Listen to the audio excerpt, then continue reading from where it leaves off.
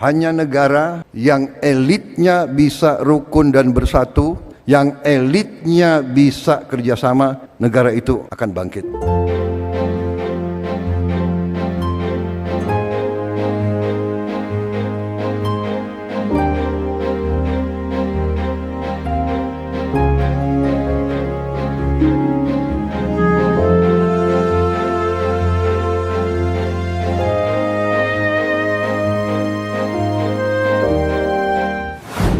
Patut dibanggakan kehadiran Presiden Prabowo Subianto di forum dunia direspek secara terhormat oleh pemimpin-pemimpin global.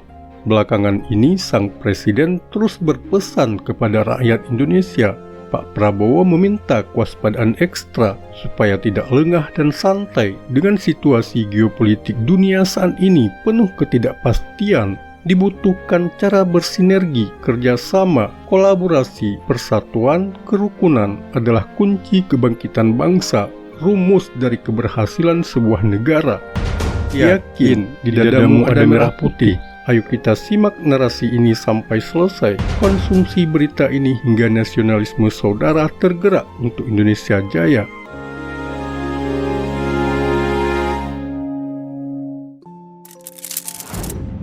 Indonesia bangkit di 3 tahun kepemimpinan Prabowo, melesat jauh meninggalkan negara-negara sahabat. Sang presiden sangat optimis dengan prestasi ini. Malaysia, Singapura, dan bahkan Tiongkok akan melabel Indonesia sebagai indikator negara maju di kawasan Asia Pasifik. Prediksi ini hasil kajian pakar ekonomi dan pakar geopolitik mancanegara yang merekomendasikan menjelang tahun 2045 Indonesia Raya berada di posisi 7 sebagai pemimpin negara industri maju di jagat ini. Pertemuan sang presiden dan delegasi yang cukup intensif dengan pemimpin-pemimpin ekonomi selama lawatan ke luar negeri, termasuk pimpinan Bank Dunia dan penguasa blok-blok keuangan, nyaris semua konsensus setuju jika Indonesia saat ini berada dalam posisi ekonomi yang sungguh sangat menguntungkan. Validasi dan syarat sebagai negara tangguh semua dimiliki Indonesia. Sayangnya, banyak elit negeri ini yang tidak menyadari efek dan impak akan realitas ini. Di hadapan mahasiswa dan mahasiswi Indonesia yang belajar di Universitas Al-Azhar Kairo, sang presiden bersyukur dan berterima kasih pada penerus bangsa dengan memilih universitas Islam terkemuka dan bersejarah yang mengajarkan pelajaran Islam yang damai, pelajaran Islam yang sejuk, pelajaran Islam yang moderat, pelajaran Islam yang tidak mengajarkan kebencian, pelajaran Islam yang tidak mengajarkan saling mencari kesalahan, akan tetapi saling mencari garis kebijaksanaan.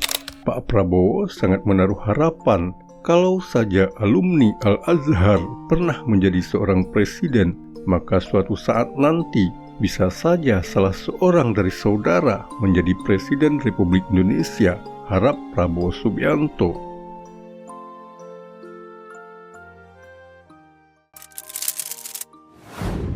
A+ buat bangga Indonesia. Demi dan untuk kepentingan rakyat Indonesia, Prabowo rela menjalani apa saja asalkan dengan tujuan Indonesia tumbuh menjadi negara maju, rakyat Indonesia terlepas dari belenggu kemiskinan, dan NKRI diperhitungkan di kawasan global. Kenegarawan Prabowo mendapat pujian publik dengan menerima jabatan Menteri Pertahanan di masa pemerintahan Jokowi.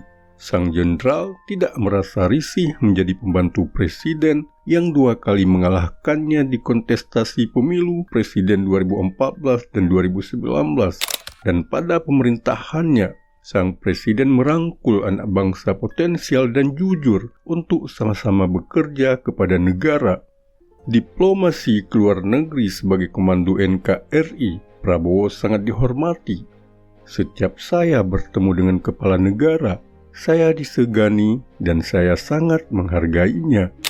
Dengan jiwa ksatria, Prabowo menyebut ini bukan Prabowo yang dihormati, tetapi Indonesialah yang dihormati. Karena saya baru 2 bulan berkuasa, belum 100 hari menjabat, Indonesia dihormati di forum global dengan alasan ekonomi Indonesia dianggap berhasil dengan sangat cemerlang. Kita berada di posisi ini karena keberhasilan pemerintah pendahulu-pendahulu kita, ungkap hati Prabowo. Didapuk sebagai pembicara di forum D8 Summit 2024 Kairo, sang presiden dengan tegas dan militan berorasi, belajar dari situasi geopolitik di sekitar. Dengan tanpa persatuan kita tidak bisa kuat. Lebih lanjut, Prabowo yang katam dengan ilmu geopolitik ini di mimbar D8 gabungan negara pemegang blok ekonomi ketiga secara global sungguh prihatin dengan situasi gejolak politik di Sudan, Libya, dan Yaman. Pemimpin muslim menyerang pemimpin muslim lainnya. Kapan semua ini berakhir? Bagaimana kita berkontribusi untuk kedamaian dunia, sedang kita selalu berselisih sesama kita?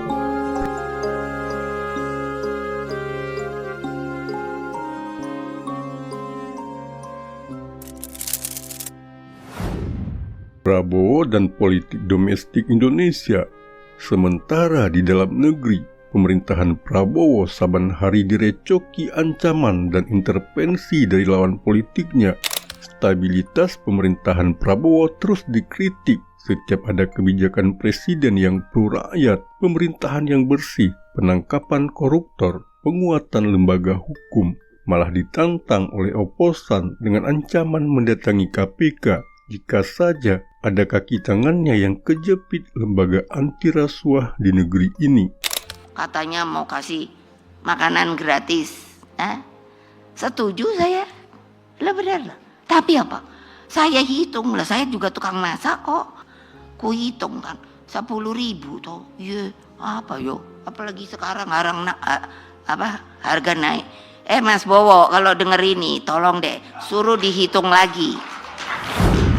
Bayangkan Presiden Indonesia yang dipilih oleh 58% pemilik sah suara di negeri ini, jenderal yang tidak saja menguasai lapangan dan terjun langsung sebagai kombatan, bukan jenderal penghormatan yang melekat karena suatu jabatan, lalu diperlakukan bak seorang murid oleh guru BP, disuruh revisi kembali sebuah tugas yang menurut sang BP dikerjakan ugal-ugalan.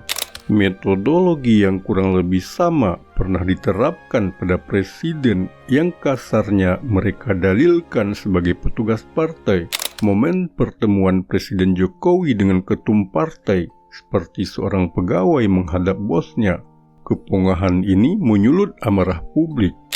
Aneh kalau ada warga negara yang tidak tersinggung, kepala negaranya diperlakukan layaknya pegawai menghadap si bos. Protokoler presiden di mana?